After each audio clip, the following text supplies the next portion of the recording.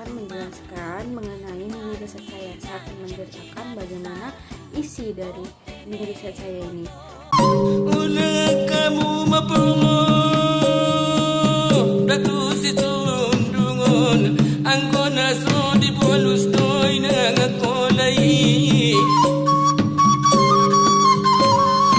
Pertama, judul dari mini riset saya adalah pengaruh kebudayaan suku Batak Mandailing untuk menghadapi era globalisasi. Maksudnya ini saya akan membahas bagaimana pengaruh dari globalisasi bagi budaya, termasuk budaya di daerah saya, yaitu kebudayaan Batak Mandailing. Pada penelitian ini saya menggunakan metode wawancara dan juga pengamatan lingkungan yang bertujuan untuk mengetahui bagaimana sih pengaruh globalisasi terhadap pertahanan kebudayaan, apalagi di sekitar saya, di daerah yang masih dibilang masih sebagai daerah pedesaan atau perkampungan. Sebenarnya sebelum menjelaskan itu, saya akan menceritakan mengenai apa sih sebenarnya globalisasi ini. Globalisasi itu sebuah fenomena peradaban manusia yang semakin meningkat, dan juga masyarakat-masyarakat yang semakin ahli atau semakin bisa dan dalam bidang teknologi, pendidikan, ilmu, dan lain-lainnya. Globalisasi ini menyentuh aspek yang penting dalam kehidupan manusia, seperti menciptakan berbagai tantangan dan juga permasalahan yang baru yang diselesaikan, atau pembuatan produk-produk terbaru seperti penelitian. Hasil dari penelitian itu dibuat menjadi sebuah produk yang digunakan untuk kehidupan sehari-hari. Dalam mini riset saya ini, hasil yang saya simpulkan, pertama, saya melakukan penelitian di daerah saya, di mana saya berfokus pada pernikahan atau sebuah adat acara pernikahan yang saat ini masih kental dengan adat dan masih terbilang tidak terpengaruhi oleh globalisasi. Adanya globalisasi memang sangat berpengaruh bagi suku atau adat di sini, seperti pakaian adat yang semakin meningkat. Maksud saya, pakaian adatnya itu bahannya semakin bagus, hanya bagian itu saja yang berubah, atau seperti penggunaan alat musik lainnya yang mulai modern dalam pelaksanaan adat, dan usaha yang dilakukan masyarakat itu memang benar-benar dipertahankan. Sebuah kebudayaan itu memang benar-benar dipegang teguh oleh masyarakat. Seperti adat perkawinan di masyarakat etnis ini, mereka masih memakai kebiasaan seperti pernikahan yang masih tetap dilaksanakan, yakni adanya martahi, manyapai boru, markobar boru, paturukon boru, martulak boru, dan juga ada semacam-macam lainnya. Saya juga akan menjelaskan apa sih sebenarnya bagian-bagian dari yang saya sebutkan tadi, seperti martahi. Martahi itu seperti musyawarah yang dilakukan oleh masyarakat untuk mengambil suatu keputusan secara bersama-sama. Itu yang disebut dengan martahi. Martahi ini biasanya ada martahi harejo, martahi, dan jenis-jenis martahi lainnya. Jadi martahi ini seperti sebuah musyawarah untuk mendapatkan sebuah kesimpulan atau sebuah saran atau ide dari ketua-ketua adat dan juga masyarakat yang ada di sekitar. Selanjutnya ada manyapai boru.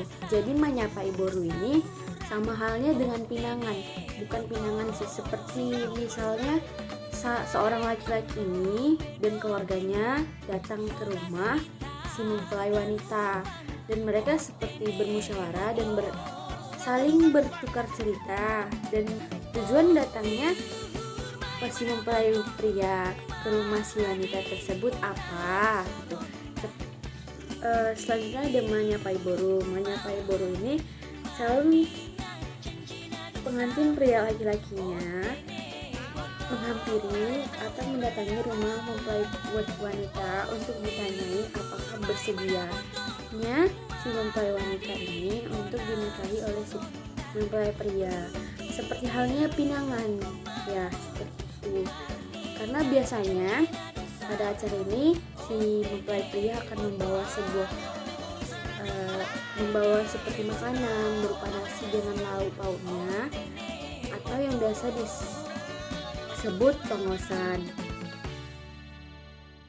Selanjutnya ada makobar boru. Jadi makobar boru ini prosesi adat untuk sahnya sebuah perkawinan menurut adat.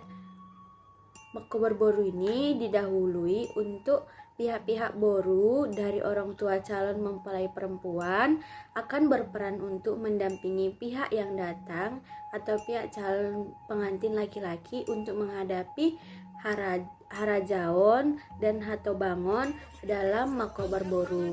Jadi biasanya saudara dari mempelai wanita ini akan ikut serta untuk menemani si pihak mempelai pria untuk menanyakan apa saja syarat-syarat yang akan dilakukan di daerah tersebut atau apa saja permintaan yang diinginkan dari mempelai wanita. Selanjutnya itu ada paturut kon boru. Dalam adat ini biasanya calon pengantin pria dan calon pengantin wanita akan diupah-upah. Upah-upah ini seperti sebuah doa yang diucapkan dan harapan-harapan yang diucapkan dari keluarga, harajaon dan juga atau bangun yang ada di daerah sekitar tersebut.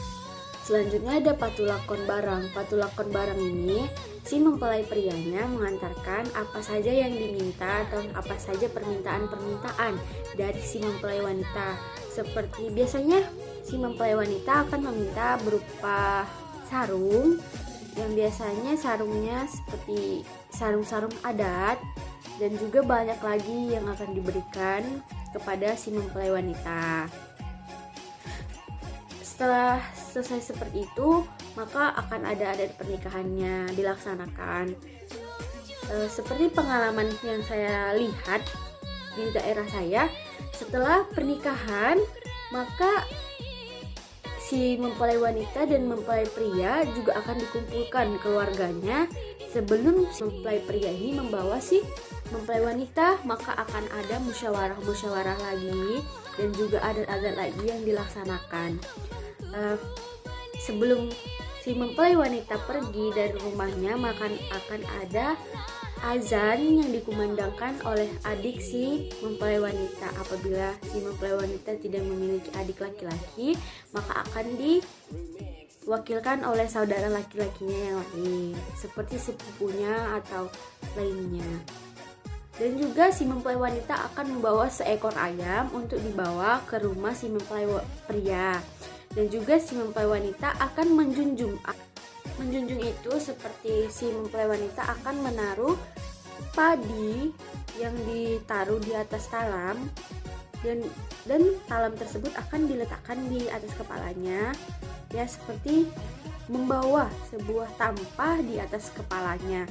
Itu biasa disebut menjunjung. Jadi si mempelai wanita akan menjunjung tampah tersebut sampai ke rumah si mempelai pria. Jika rumah si mempelai pria jauh, maka seperti itu akan ada kendaraan umum atau lainnya.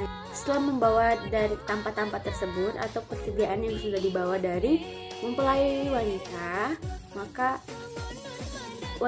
si mempelai wanita itu akan dibawa ke rumah si mempelai pria.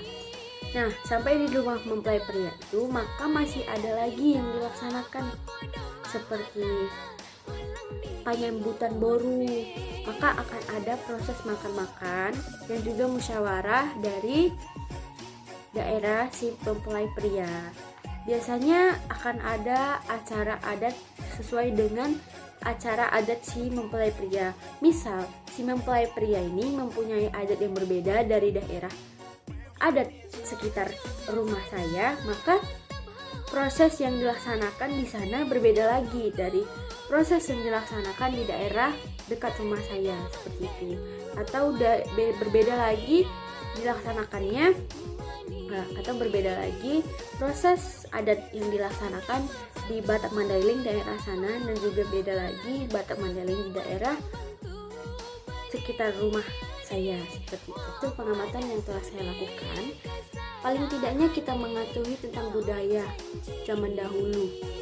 Hasilnya itu mengenai hal tersebut, Kabupaten Padang Lawas Utara, ya, lokasi rumah saya, masih memegang teguh sebuah kebudayaan yang bersifat turun-temurun.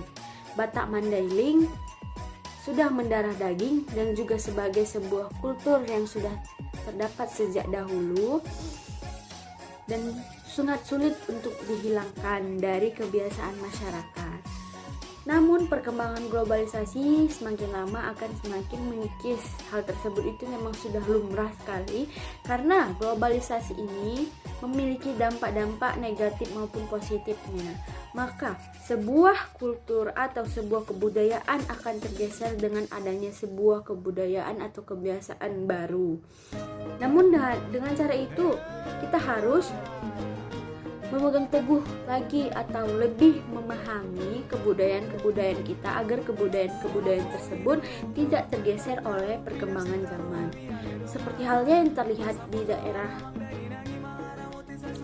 Padang Lawas Utara, khususnya di daerah pedesaan kami, terbanyak sekali perbedaan-perbedaan dari adat-adat pernikahan zaman dulu. Seperti baju dan pakaian adatnya semakin berubah, semakin canggih, ya seperti itu untuk dampak positifnya. Namun ada juga dampak negatifnya, para masyarakat atau muda-mudinya semakin malas mengikuti acara-acara tersebut. Karena menurut mereka pernikahan dengan sederhana tanpa harus melaksanakan kebiasaan-kebiasaan itu atau kebiasaan yang bersifat royal. Iya, sebenarnya pernikahan di Padang Lawas Utara ini termasuk royal karena melaksanakan pernikahan 3 hari 3 malam apabila mempelai keluarga mempelai pria, dan juga akan melaksanakan pernikahan yang begitu rumit di mempelai wanita. Ya, seperti itulah. Dan kesimpulannya di sini, kebudayaan itu harus dilestarikan. Karena memang benar-benar harus dilestarikan. Dan juga dengan adanya globalisasi tidak sepenuhnya berdampak buruk pada kebudayaan, karena adanya sistem dokumentasi itu mengingatkan kita, ya, di sistem dokumentasi itu ya mengingatkan kita bagaimana sebenarnya terjadinya sebuah kebudayaan tersebut sehingga terukir sampai masa ke masa.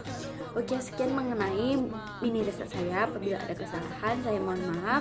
Assalamualaikum warahmatullahi wabarakatuh.